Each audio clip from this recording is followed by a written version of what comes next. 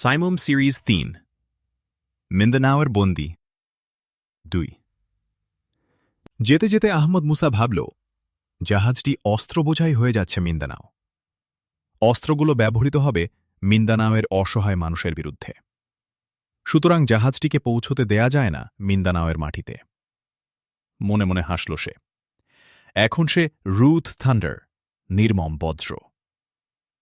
কয়েক গজ সামনে এগিয়েই বামে ঘুরে সে ডেকে উঠার সিঁড়ি পেয়ে গেল। মুহূর্তের জন্য টর্চ জ্বালাল সে। সিঁড়ির মুখের দরজা খোলাই আছে দেখা গেল। খুশি হল আহমদ মুসা। সিঁড়ির মুখের দরজা ঠেলতে গিয়ে দ্বিধাগ্রস্ত হয়ে পড়ল সে। উপরের ডেকে কি প্রহরী নেই?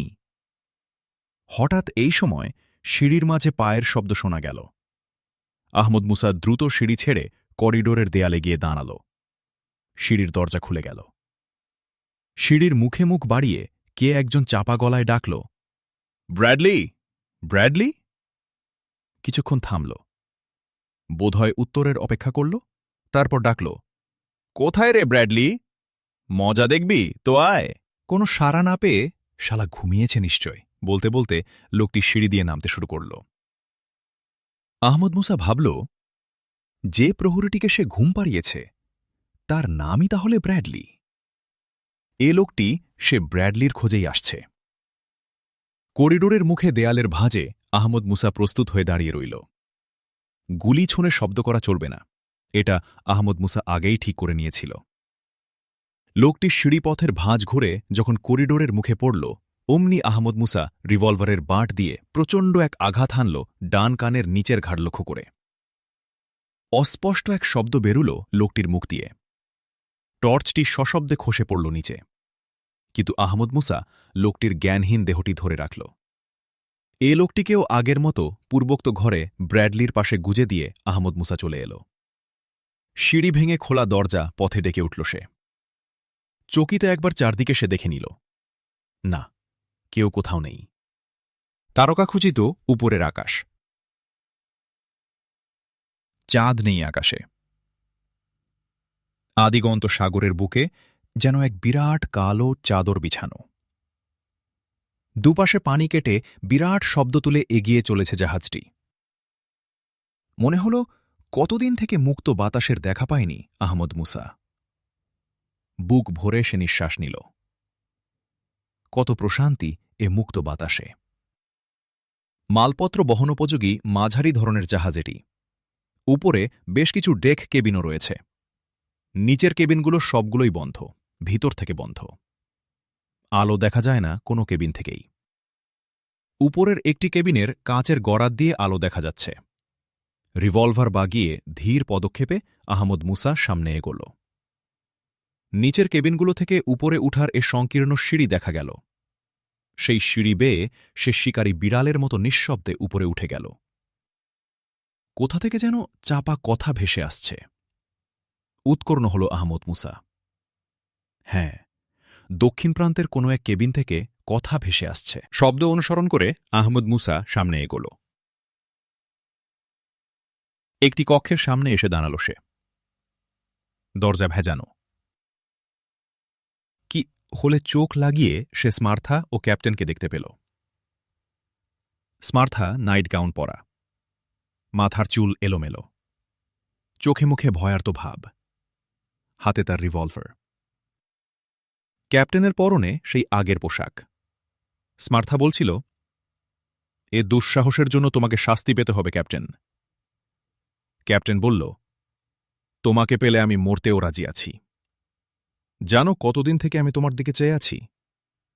কাল তুমি নেমে যাচ্ছ মিন্দানাওয়ে, আর সুযোগ হয়তো হবে না কোনোদিন। আমি সর্দারকে সব কথা বলবো গিয়ে। জানো এর ফল কি দাঁড়াতে পারে? সর্দারও সাধু নয় স্মার্থা। একটু থামল ক্যাপ্টেন, পরে বলল, কোনো ভয় দেখিয়েই তুমি আমাকে ফিরাতে পারবে না স্মার্থা। বলে সে দুহাত বাড়িয়ে এগোতে লাগল স্মার্থার দিকে। স্মার্থা দেয়ালে পিঠ দিয়ে দাঁড়িয়ে আছে। সে রিভলভারটি তুলে ধরে বলল, আর এক পা এগোলে গুলি করব ক্যাপ্টেন।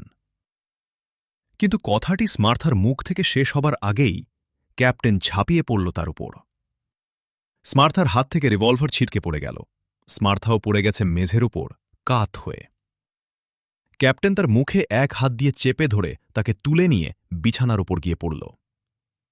স্মার্থা বোধ হয় তার হাত কামড়ে ধরেছিল। ক্যাপ্টেন বলে তার হাত স্মার্থার মুখ থেকে সরিয়ে নিল, কিন্তু নিজেকে মুক্ত করতে পারল না স্মার্থা। চিৎকার করে উঠল সে। ঠিক সেই সময় আহমদ মুসা দরজা ঠেলে ভিতরে প্রবেশ করল। ক্যাচ করে এক শব্দ উঠল দরজার স্প্রিং থেকে। দরজার শব্দে পিছনে ফিরে লাফ দিয়ে উঠে দাঁড়াল ক্যাপ্টেন। ক্যাপ্টেন মেঝেতে পড়ে থাকা স্মার্থার রিভলভারের দিকে এগোচ্ছিল। রিভলভারের উপর ঝুঁকে পড়েছিল সে। আহমদ মুসার গম্ভীর কণ্ঠ ধ্বনিত হল, রিভলভারে হাত দিও না ক্যাপ্টেন, হাত গুঁড়ো হয়ে যাবে। ক্যাপ্টেন রিভলভারে হাত দিল না, কিন্তু চোখের নিমিষে অদ্ভুত ক্ষিপ্রতার সাথে দেহটিকে মেঝের উপর দিয়ে গড়িয়ে ছুড়ে দিল আহমদ মুসার দিকে। তার জোড়া দুটি পা ছুটে এলো আহমদ মুসার তলপেট লক্ষ্য করে। আহমদ মুসা ছিটকে একপাশে সরে দাঁড়িয়েছিল।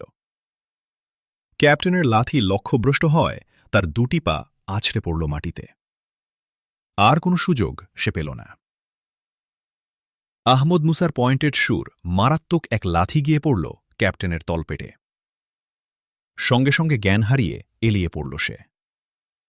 ইতিমধ্যে স্মার্থা পোশাক পরে নিয়েছে, বিমূঢ়ভাবে দাঁড়িয়েছিল সে। আহমদ মুসা স্মার্থার দিকে চেয়ে বলল, কিছু দড়ি পেতে পারি ম্যাডাম? স্মার্থা কিছু না বলে সামনের কাপবোর্ড থেকে প্লাস্টিকের তৈরি একগুচ্ছ দড়ি এনে দিল তাকে। ক্যাপ্টেনকে ভালো করে বেঁধে রেখে আহমদ মুসা স্মার্থাকে বলল, ধন্যবাদ ম্যাডাম। আমি কি আরও কিছু সাহায্য পেতে পারি আপনার? কি সাহায্য চান? আহমদ মুসা শান্ত কণ্ঠে বলল, এক শিশি ক্লোরোফর্ম পেলে উপকৃত হতাম।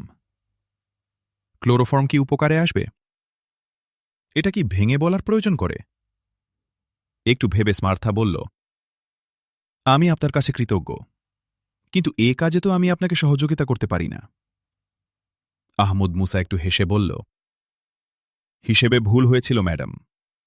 মুহূর্তের জন্য শত্রু ভাবতে আপনাকে ভুলে গিয়েছিলাম। থামল আহমদ মুসা। একটু থেমে আবার সে বলল, ক্যাপ্টেনকে আমার নিয়ে যেতে হচ্ছে, আর আপনাকে এ ঘরে বন্ধ থাকতে হবে। আশা করি বেঁধে রাখার দরকার হবে না। কথা শেষ করে আহমদ মুসা টেবিল থেকে স্মার্থার চাবির রিং নিয়ে ক্যাপ্টেনকে টেনে ঘরের বাইরে চলে গেল। স্মার্থার ঘরে চাবি এঁটে সে মুহূর্তের জন্য ভাবল, ঘটনা যতদূর গড়িয়েছে তাতে এখন তার সামনে দুটি পথ। প্রথমত, জাহাজটিকে ধ্বংস করে ফেলা, দ্বিতীয়ত জাহাজটিকে দখল করা। আহমদ মুসার কাছে আপাতত দ্বিতীয়টি যুক্তিযুক্ত বলে মনে হল। প্রথমটি হবে সবশেষের সিদ্ধান্ত। স্মার্থার ঘরটি দক্ষিণ প্রান্তের শেষ ঘর। স্মার্থার ঘরের সামনের করিডোরটি দক্ষিণ দিক দিয়ে ঘুরে পশ্চিম প্রান্তে গিয়ে শেষ হয়েছে। আহমদ মুসা ক্যাপ্টেনের সংজ্ঞাহীন দেহ দক্ষিণ দিকের করিডোরে রেখে প্রথমে ওয়্যারলেস রুমে যাবে ঠিক করল। ক্যাপ্টেনের দেহ দক্ষিণ দিকের করিডোরে রেখে যখন সে পূর্বের করিডোরটির মুখে পা দিয়েছে, অমনি সে দেখতে পেল দুজন লোক উদ্যত রিভলভার হাতে ছুটে আসছে এদিকে। আর কখন যেন করিডোরের লাইটটিও জ্বলে উঠেছে। লোক দুটি এসে স্মার্থার দ্বারে করাঘাত করতে শুরু করল আর বলতে লাগল, কি হয়েছে স্মার্থা? দরজা খোলো, দরজা খোলো! আহমদ মুসা চমকে উঠল। কোনো সংকেতে কি ওরা ছুটে এসেছে? স্মার্থা কি কোনো গোপন চ্যানেলে বিপদ সংকেত পাঠিয়েছে? দাঁতে দাঁত চাপল আহমদ মুসা। প্রতিটি মুহূর্ত তার জন্য এখন মূল্যবান। তার কাছে এখনক্ষণ স্মার্থার রিভলভার সহ 3টি রিভলভার রয়েছে। 6 ঘরা আমেরিকান রিভলভারটি সে হাতে তুলে নিল। ওরা তখনও দরজায় নক করছিল। আহমদ মুসা ধীরে সুস্থে পরপর দুটি গুলি ছুড়ল। দরজার উপরেই দুটি দেহ লুটিয়ে পড়ল। সামনে ছুটতে গিয়ে হঠাৎ আহমদ মুসার মনে পড়ল সাইমুমের সেই তত্ত্বকথা, শত্রুকে পিছনে রেখে সামনে এগিও না। আহমদ মুসা ফিরে এসে ক্যাপ্টেনের সংজ্ঞাহীন দেহ ছুড়ে দিল পার্শ্বের বিক্ষুব্ধ সাগরের বুকে। তারপর নিঃশব্দ গতিতে দ্রুত সে এগিয়ে চলল সিঁড়ির দিকে। আহমদ মুসার ধারণা, প্রহরীরা ডেক কেবিনগুলোতেই থাকে, সুতরাং ওদের ওপরে ওঠার পথ আটকাতে হবে। সে নিচের সিঁড়ির মুখে গিয়ে পৌঁছল। নিচের সারিবদ্ধ ডেক কেবিনের করিডোরে এখন আলো জ্বলছে। মাঝখানের একটি কেবিনের দরজা খোলা। একজন মোটামতো লোক বেরিয়ে এলো দরজা দিয়ে। কাঁধে অফিসারের ইনসিগনিয়া, হাতে সাবমেশিন গান। সে দরজায় দাঁড়িয়ে ভিতরের কাউকে লক্ষ্য করে বলল, স্টিফেন্স, জিমদের ফিরতে দেরি হচ্ছে কেন? গুলির শব্দই বা কোথা থেকে এলো? আমি দেখে আসি। ক্যাপ্টেনের নির্দেশ না পেলে অ্যালার্ম বাজিও না, বলে উপরে সিঁড়ির মুখের দিকে অগ্রসর হল সে। আহমদ মুসা উপরে উঠার সিঁড়ির বাঁকে দেয়াল ঘেঁষে দাঁড়িয়ে রইল, হাতে উদ্ধত রিভলভার। লোকটি যে সিঁড়ির বাঁকে এসে মোড় নিয়েছে, অমনি আহমদ মুসা রিভলভারের বাঁট দিয়ে প্রচণ্ড আঘাত হানল লোকটির মাথায়। নিঃশব্দে তার দেহ গড়িয়ে পড়ল সিঁড়িতে। তারপর সে দ্রুত নেমে এলো সিঁড়ি দিয়ে নিচে। বিড়ালের মতো গুটি গুটি গিয়ে সে দাঁড়াল দরজা খোলা সেই রুমটির পাশে। দুজনের আলাপ শোনা গেল। এই গভীর রাত্রিতে এই ধরনের ঝামেলায় দুজনেই বিরক্ত। একজন বলছিল, মেয়েদেরকে কেন যে এসব কাজে সর্দার টেনে আনে আমি সেটাই বুঝি না। ওই স্মার্থা মেয়েটার প্রতি ক্যাপ্টেন সাহেব ও স্টুয়ার্ট বেটা দুজনেরই চোখ পড়েছে। যত সব ঝামেলা। অপরজন বলল, শুধু কি ক্যাপ্টেন আর স্টুয়ার্ট বেটা? তুমি কি চোখ বন্ধ করে আছো জন? চোখ খোলা থাকলেই কি লাভ বলো? কত এলো কত গেল, সেসব তো শুধু দেখেই গেলাম।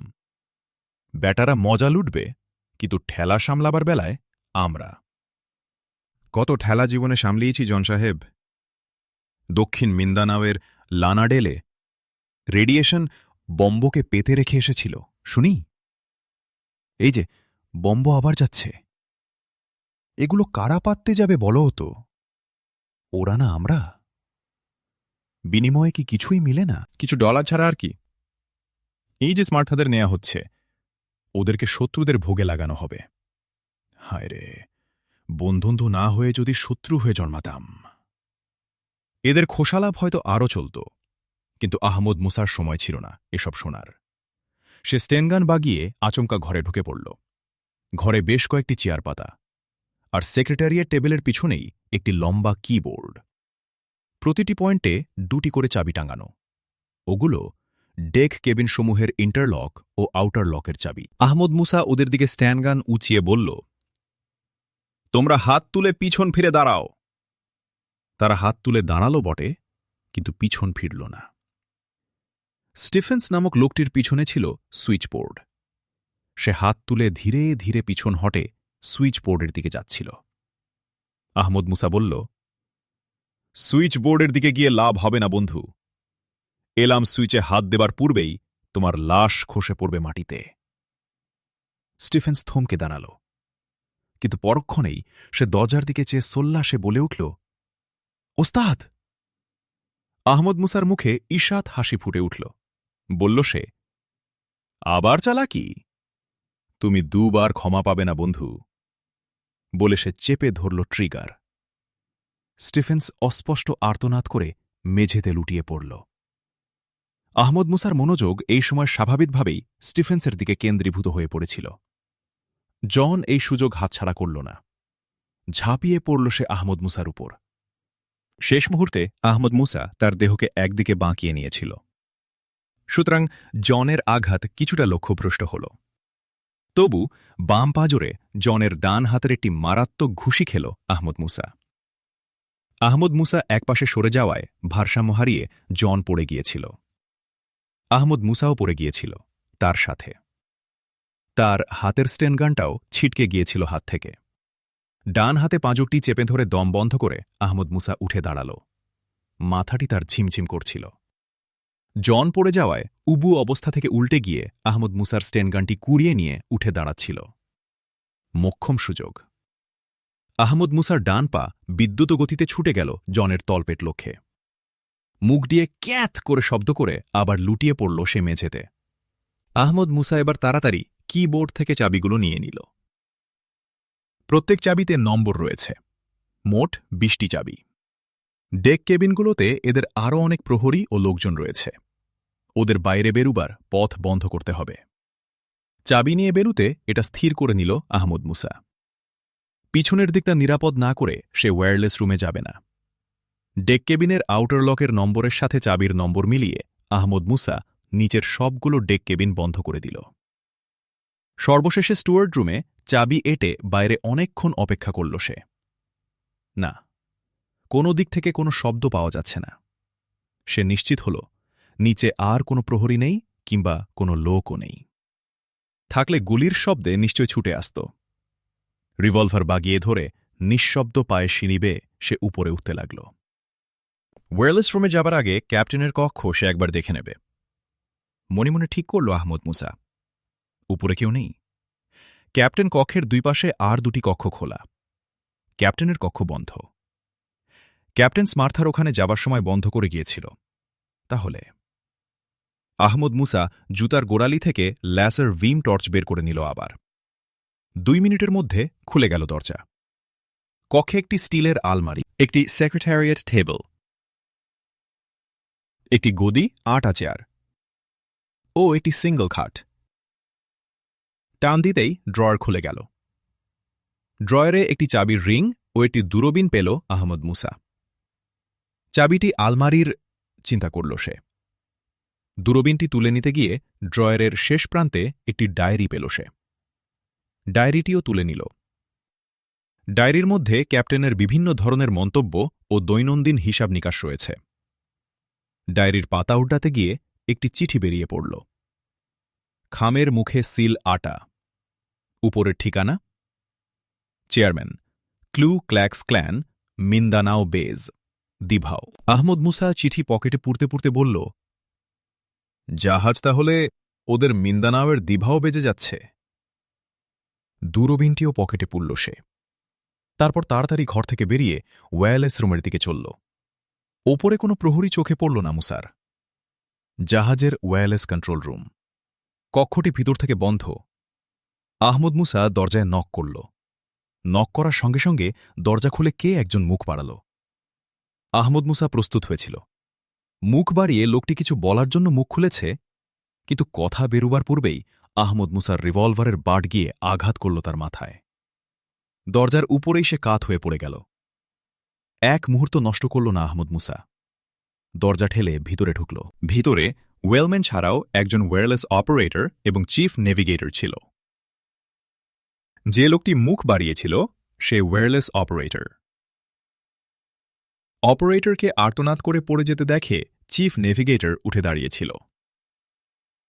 আহমদ মুসাকে ঘরে ঢুকতে দেখেই সে দ্রুত সামনের ড্রয়ারের দিকে ঝুঁকে পড়ল। আধখোলা ড্রয়ারের মধ্যে একটি কালো রিভলভার চকচক করছিল। কিন্তু ড্রয়ার থেকে রিভলভারটি নিয়ে সে সোজা হয়ে উঠে দাঁড়াতে পারল না।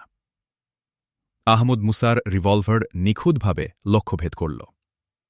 একটি বুলেট লোকটির কানের পাশ দিয়ে বেরিয়ে গেল।